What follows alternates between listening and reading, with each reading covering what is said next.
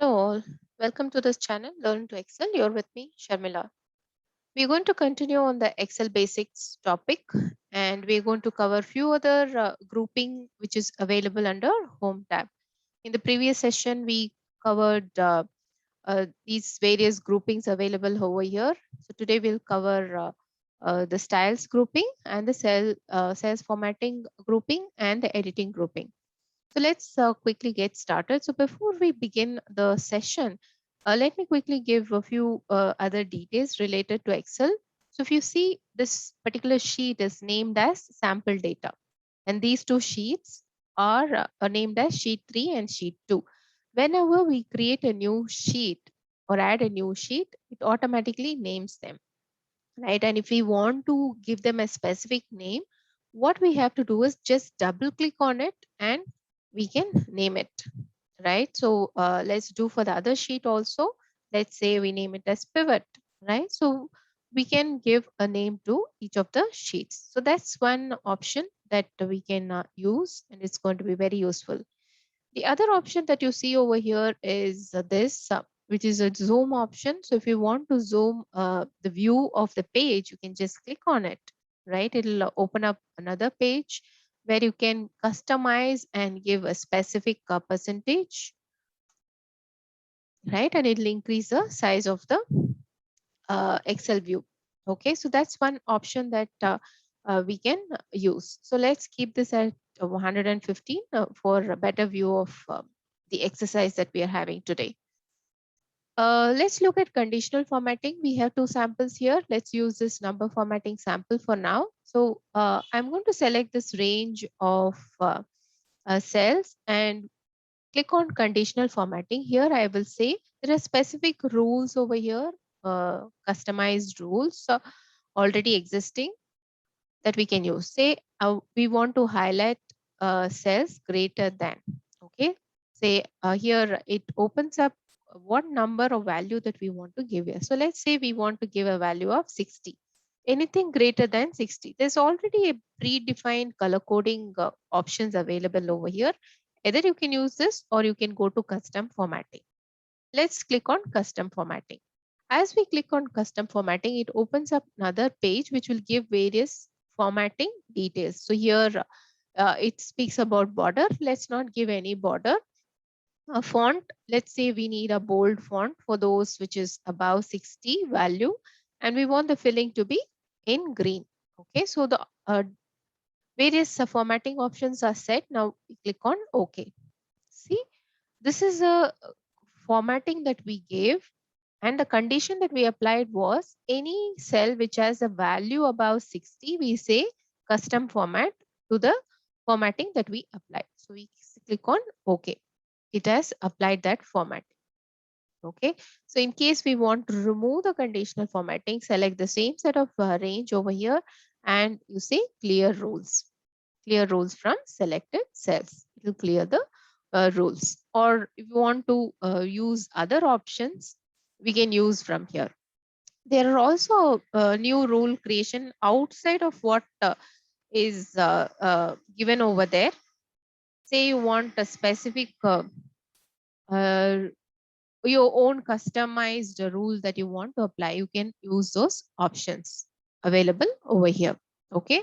And you can give a specific color formatting for it. Okay. So that's with regard to the conditional formatting.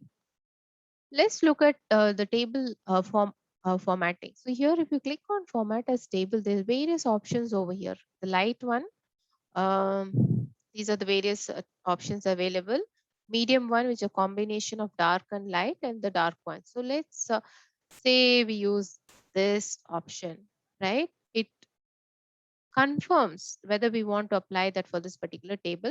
So we say OK. See here, we selected that particular table formatting and it has formatted it. Okay. So that's with regard to the table formatting. Whichever option that you want to see, if you select as you hover over all of those options, right, it will show how the table will look like. Depending on how you want to view the table, you can apply that. Okay. So let's select blue. Okay, so that's with regard to the formatting of table. There's another option called cell styles. So this, as you can see, this you could use for various formatting of the cells. So as you click on it, it will show the options. So let's say we select this particular cell and we try to uh, format it. Say we want to format it to this one, right? You can click on that.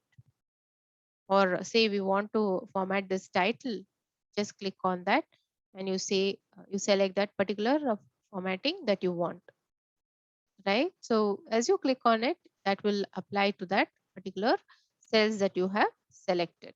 So that's how you use this particular grouping option, which has conditional formatting, table formatting, and cell formatting. Now let's look at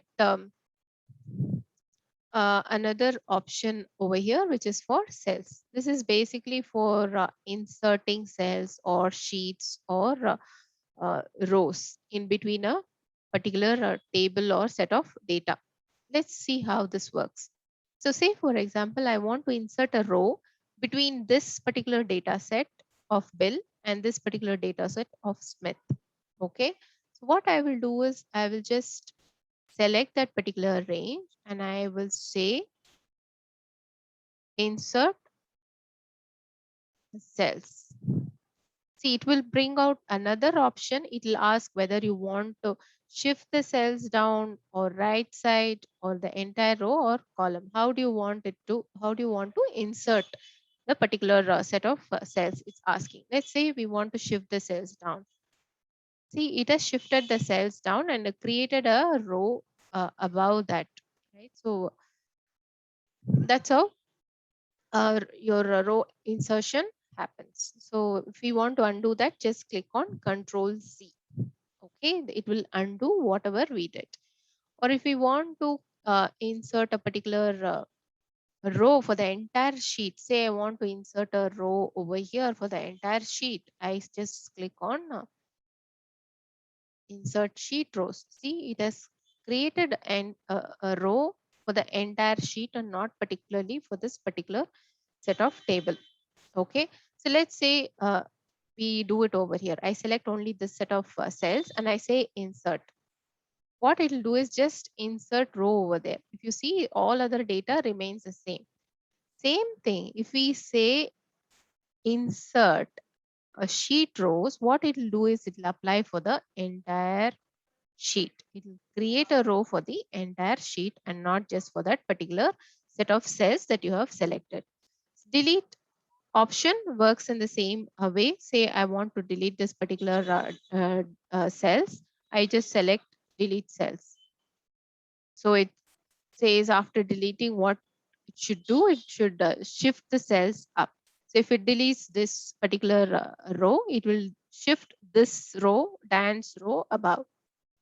See, that particular row of Ashley is gone and we have Dan's data over here. Okay, so that's how this particular option works. There's also formatting of various other details like row height or column width. If we want to increase, say, this particular cells, I want to uh, increase. Let's select the entire data range so that we view how it works. Say we want to increase the row height, right? Say we say 14.8 to 16. So if you see here, it had actually changed, right? Let's say row height to 20. See, as compared to all other rows, this row is wider than the other rows. Say we want to increase the width of this particular column. Then again, the option is over here. You say column width and you say you want to increase it to 10. So if you see here, column width increased. So that's how you use the cell formatting over here. Okay. There's also editing option over here where we have the various functions over here, sum, average, count numbers, max, minimum. And if you want to see more functions, you can click on this. Say um, we want to see the sum total of the sales over here. What we do is we just select all the cells over here and we click on this particular sum. It would have summed up the total of all the sales and it gives you the total over here. Okay. Or if you want to look at the average, just click on average. It'll just pick all the data range prior to that and it'll do an average. So that's the average sales, right? If we take all these seven salespersons sales number and average that out, that works out to be around 17K. There's other option of moving the text or content in a cell to down, right, up or left. You can use that option also from this. Say we want to erase something, just say clear all, right? Or if you want to clear only the, so we have bolded this particular text, right? Say we want to remove that bold, right? We just click on here and we say just clear the format. What it will do is any formatting that it has, that particular cell that you have selected, it'll clear all the formatting. Okay, let's say we select this one and we say clear formatting, format. See, it has cleared all the formatting. Okay, say let's say we want to clear the content. Then you select the cell or a range that you want to clear and you just click on clear contents. So it will clear everything in that particular cell or data range. One last thing that we will speak about here, there is also a filtering option over here. So if you click on here, it says sorting. So we can sort either alphabetical order, A to Z or Z to A, ascending or descending order. Also, we can custom sort. Okay. Say, for example, I select this particular data range and I say I want to sort it by A to Z. I click on it. Okay, so if you see here, it keeps changing, right? When we say A to Z, it automatically picks this particular column and it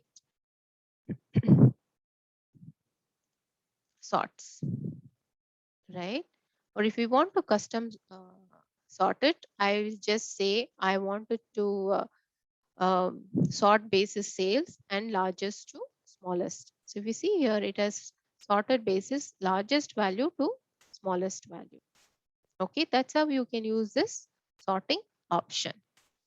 Okay, so these are the various options that we have within Excel under these three groupings. Hope the session was useful. The various other groupings available under the rest of the tabs, those are topics for longer discussions and a detailed training. So we will cover that in the forthcoming sessions. Hope this was useful. If you have any comments or feedback, please leave the comments in the comment section. Thanks so much for watching. Please do like and share.